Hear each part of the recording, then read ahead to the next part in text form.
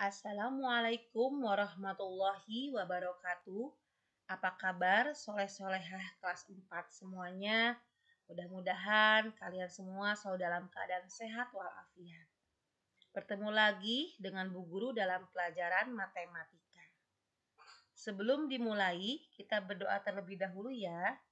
A'udzu billahi minasyaitonir rajim. Bismillahirrahmanirrahim. Rabbi shrah li sadri wa yassir li amri wahlul 'uqdatam min lisani yafqahu qawli. Rabbi zidni ilman warzuqni fahman. Amin ya rabbal alamin. Semuanya, untuk hari ini pelajaran matematika kita akan belajar tentang pecahan bentuk persen. KD-nya adalah menjelaskan berbagai bentuk pecahan persen dan hubungan di antaranya. Tujuannya supaya siswa dapat memahami bentuk pecahan persen.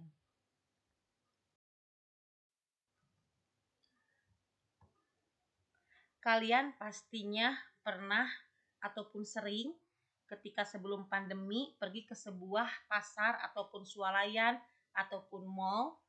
Mungkin di sana kalian temui dengan tulisan diskon 50%.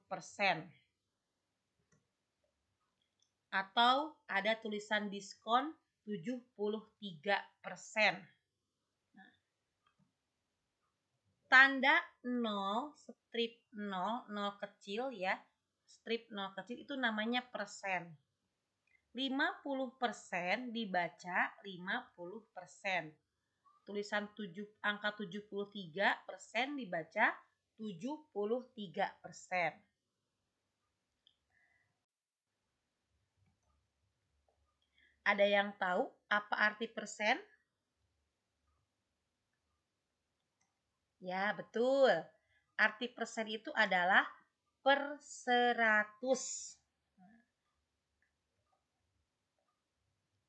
Jika tertulis 50%, artinya pecahan biasanya adalah 50/100.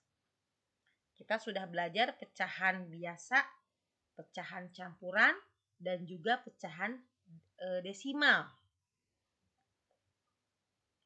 Jika tertulis 73%, artinya 73/100 ya, karena persen itu adalah per 100.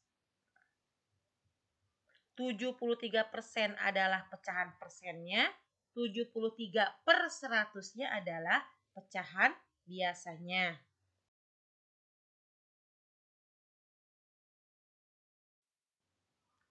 Contoh 3%. Artinya pecahan biasanya adalah 3/100. 20% artinya 20/100. 125% artinya 125/100. 100% artinya 100/100. Ini tulisan untuk pecahan biasanya. 12,3% ditulis saja atau artinya 12,3/100. Di bawah komanya ya. 25% artinya 25/100. 150% artinya 150/100. Nah, ingat karena persen itu adalah per 100. Ini dari persen ke pecahan biasa. Nah, sekarang kebalikannya. Bagaimana cara mengubah bentuk pecahan lain ke persen? Pecahan lain di sini ada pecahan biasa, ada pecahan campuran, ada pecahan desimal ya. Kalau pecahan patokannya adalah pecahan biasa. Jika ada pecahan campuran, maka harus diubah ke pecahan biasa terlebih dahulu. Jika ada pecahan desimal pun harus diubah ke pecahan biasa terlebih dahulu. Contoh 0,24. 0,24 itu adalah pecahan desimal. Di belakang koma ada 2 angka. Kalau di belakang koma 2 angka berarti per 100. Nah, 0,24 pecahan biasanya adalah 24 per 100. Kalau sudah per 100, langsung saja kita tulis. Berarti 24%. Tidak usah diubah-ubah. Ya, karena sudah per 100. 0,5. Di belakang koma 1 angka. Berarti per 10. 0,5 pecahan biasanya adalah 5 per 10. Nah, di sini pecahannya belum 100, baru 10. Berarti harus kita ubah dulu karena persen itu adalah per 100. Nah, berarti dari penyebutnya 10 diubah harus ke 100. Kira-kira bagaimana? Nah, di sini harus dikalikan. Dikali berapa yang hasilnya 100? 10 dikalikan 10 hasilnya 100. Nah, jika penyebutnya 100 maka pembilang pun harus dikalikan 100. Berarti 5 per 10 dikali 10 per 10 sama dengan 5 kali 10 50, 10 kali 10 100. Jadi pecahannya adalah 50 per 100. Mohon maaf di sini bukan 150% ya, tetapi jawabannya berapa? Ya, betul. Jawabannya adalah 50 per 100. Mohon maaf ya, Ibu ada salah penulisan. Jadi jawabannya adalah 50 per 100. Oke. Sekarang 1,25. 1,25. Di belakang koma sudah ada 2 angka. Berarti itu per 100. Nah, pecahan biasanya adalah 100, hilang komanya ya, 125 per 100. Nah, ini udah per 100, tidak usah diubah lagi. Berarti jawaban persennya adalah 125%.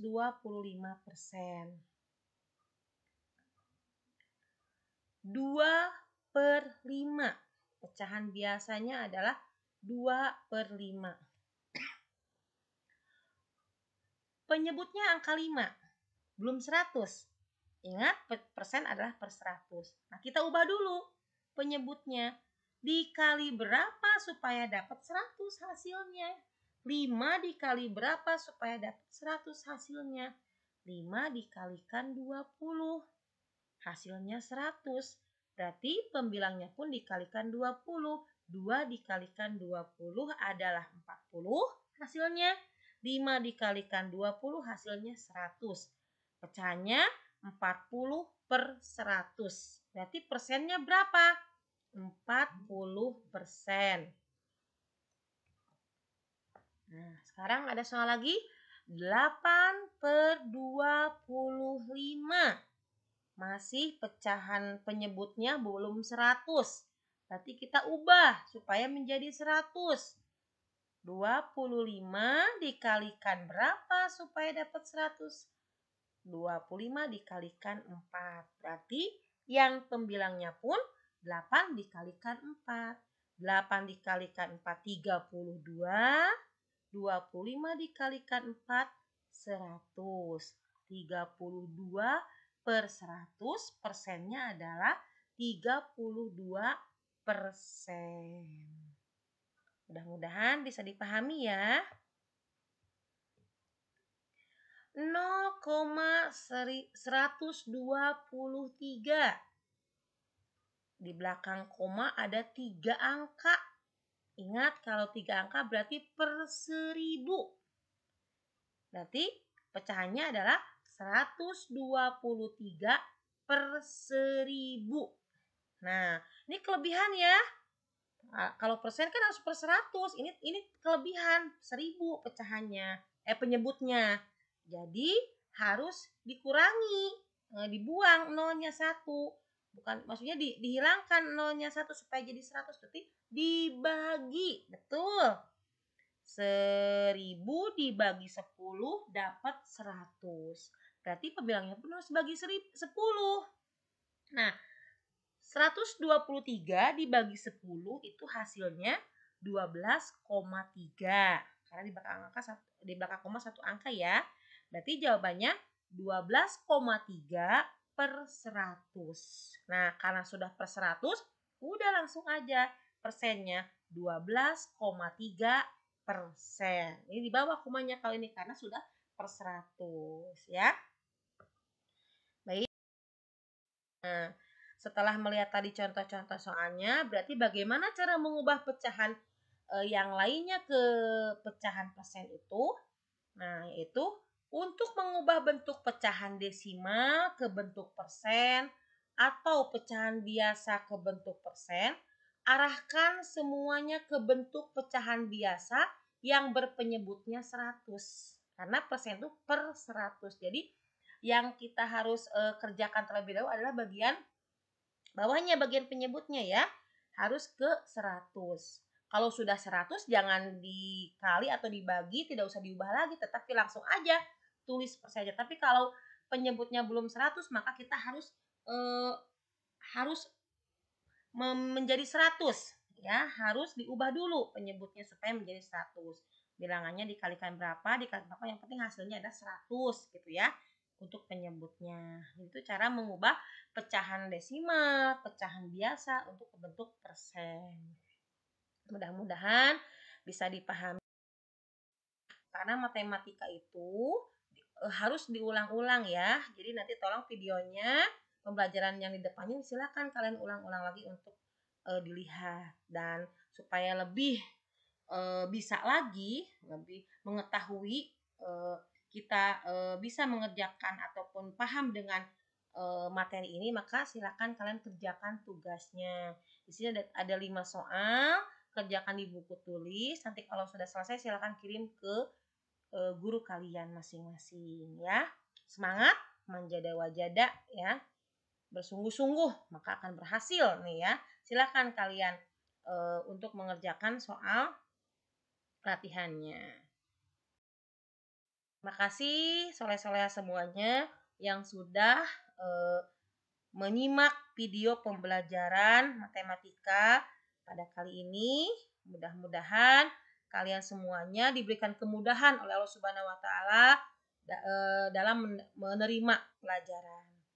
Terus berlatih ya, dan tetap jaga kesehatan ya, tetap melaksanakan protokol kesehatannya juga. Dari Bu Guru kurang lebihnya mohon maaf. Assalamualaikum warahmatullahi wabarakatuh.